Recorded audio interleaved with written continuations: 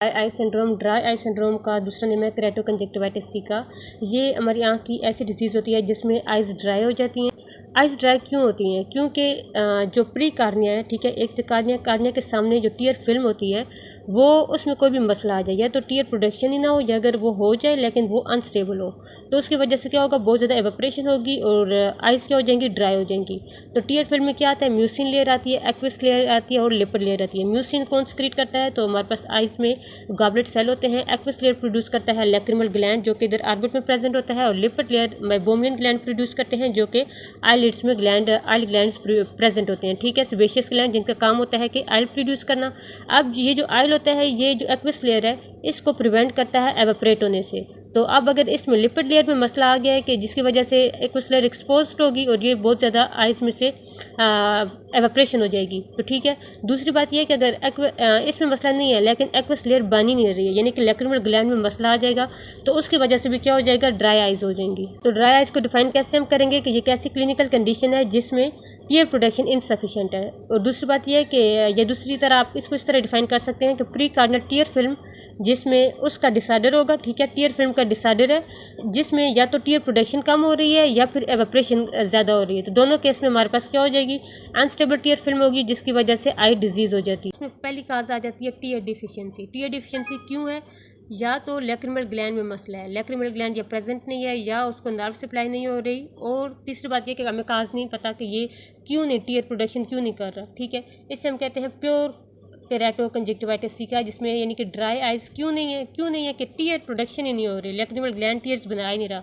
और उसके बाद दूसरी पर आ जाती है सजोग्रन सिंड्रोम। सजोग्रन सिंड्रोम प्राइमरी का क्या मतलब है कि इसमें कोई भी सिस्टम इन्वॉल्व नहीं होगा, ठीक है, सिर्फ लैक्रिमल ग्लैंड और स्लैवरी ग्लैंड इन्वॉल्व होंगे, और जिसकी वजह से ड्राई आइज़ भी होंगी और ड्राई माउथ भी होगा। और सेकेंडरी सजोग्रन सिंड्रोम का ये मतलब है कि इसमें कोई भी सिस्टम में भी ऑटो इम्यून डिसऑर्डर प्रेजेंट होगा, जैसे कि रूमेटॉइड आर्थराइटिस हो सकता है, SLE हो सकता है। तीसरे पर आ जाती है हमारे पास नॉन सजोग्रन। नॉन सजोग्रन का मतलब है कि ये नॉन ऑटो इम्यून डिसऑर्डर है, यानी कि ये ऑटो इम्यून डिसऑर्डर नहीं है, बल्कि आपकी आइज़ को ट्रामा, केमिकल, थर्मल, रेडिएशन, ठीक है, इसकी वजह से ट्रामा पहुंचा है, या किसी इन्फेक्शन हो गया जैसे कि ट्रैकोमा, इन्फ्लेमेशन हो गई है जैसे कि सार्किडोसिस एंड थायराइड ऑप्थेल्मोपैथी, या फिर हाइपरसेंसिटिविटी है जैसे कि स्टीवन जॉनसन सिंड्रोम। इनमें से कोई भी अगर काज होगी तो आइज़ में जो टीयर की वो प्रोडक्शन है वो कम हो जाएगी, जिसकी वजह से लैक्रिमल ग्लैंड में लैक्रिमेशन भी कम हो जाएगी। अगर कोई ट्यूमर वगैरह हो जैसे कि बिनाइन या मेलिग्नेंट लैक्रिमल ग्लैंड में ट्यूमर बन जाए, ठीक है, स्वेलिंग ग्रोथ वगैरह बन जाए, उस केस में भी टीयर की प्रोडक्शन कम हो जाएगी। और ल्यूकेमिया और लिम्फोमा में भी लैक्रिमल ग्लैंड भी इन्वॉल्व होते हैं, ठीक है। अब पहली काज तो मतलब टीयर प्रोडक्शन क्यों कम हो रही थी वो हमने देख लिया। दूसरी क्या है कि एवापोरेटिव टीयर डिसफंक्शन, के एवापोरेशन बहुत ज़्यादा हो रही है, टीयर्स की प्रोडक्शन ठीक है लेकिन मेबोमियन ग्लैंड आइल प्रोड्यूस नहीं कर रहा है, तो जिसकी वजह से जो एक्विस लेयर है वो सारी एवापोरेट हो रही है। उसके बाद क्लिनिकल फीचर्स में क्या क्या आता है, क्लिनिकल फीचर्स में जिस बंदे में ड्राई आइज होंगी ना, ठीक है, तो उसमें वही ड्राइनेस की फीलिंग आएगी, irritation, burning and foreign body sensation, उसको लगेगा कि उसकी आंखों में कोई चीज़ प्रेजेंट है।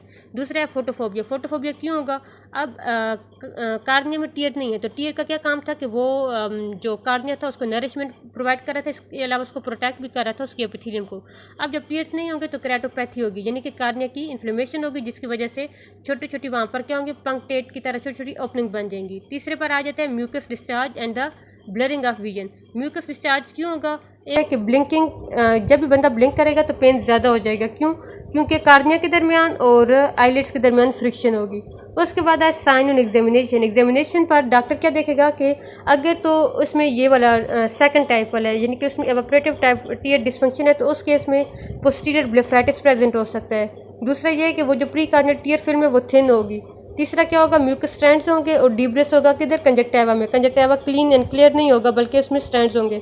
उसके बाद एपिथेलियल एरोजन हो सकती है, म्यूकस स्ट्रेन, कार्नियल फिलामेंट्स भी होंगे। कार्नियल फिलामेंट्स किसे कहते हैं, म्यूकस के, ठीक है, ये स्ट्रैंड्स होते हैं जो कि उनके इर्द गिर्द क्या होती है, एपिथेलियम होती है, तो ये कार्निया के साथ अटैच होंगे। तो ये हमारे पास आ जाता है जो क्लिनिकली उसमें क्या क्या होगा, irritation, redness, dryness, tearing, etching and the vision कैसी हो जाएगी, ब्लर हो जाएगी।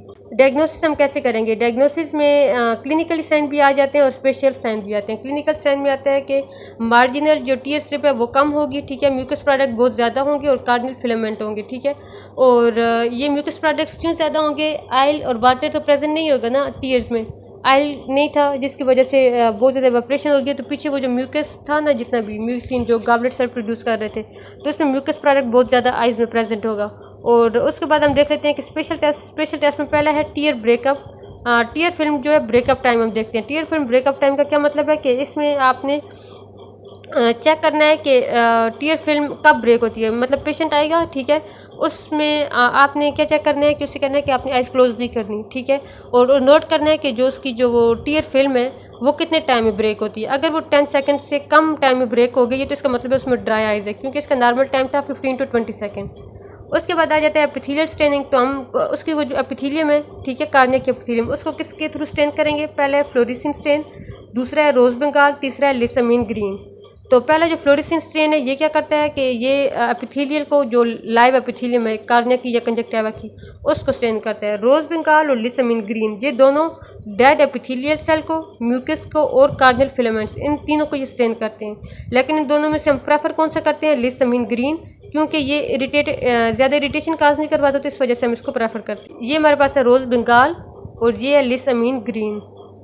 उसके बाद शिरमर टेस्ट। शिरमर टेस्ट ये होता है कि जब भी हमारे पास वो फ़िल्टर पेपर हम एक लेते हैं, ठीक है, उस फिल्टर पेपर का नेम है वाटमैन फ़िल्टर पेपर।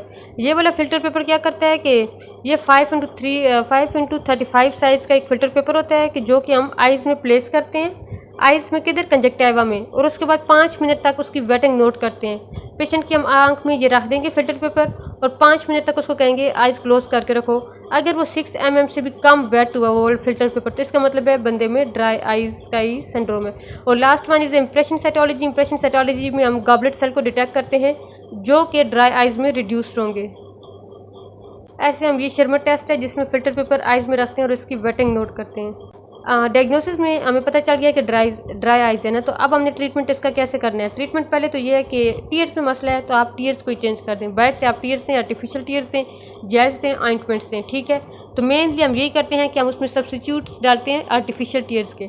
तो वो किससे मिलकर बने होते हैं? मिथाइल सेलुलोज, जो कि सेलुलोज डेरिवेटिव होता है, सोडियम हाइलोयूरिनेट, जो कि पॉलीविनाइल, एक सोडियम हाइलोयूरिनेट पॉलीविनाइल अल्कोहल, और इसके अलावा लैक्री ल्यूब आई जेल होती है जो कि पेट्रोलियम मिनरल ऑयल से मिलकर बनी होती है। तो ठीक है, लैक्री ल्यूब यानी कि ये लैक्रीमेशन करवाएगी।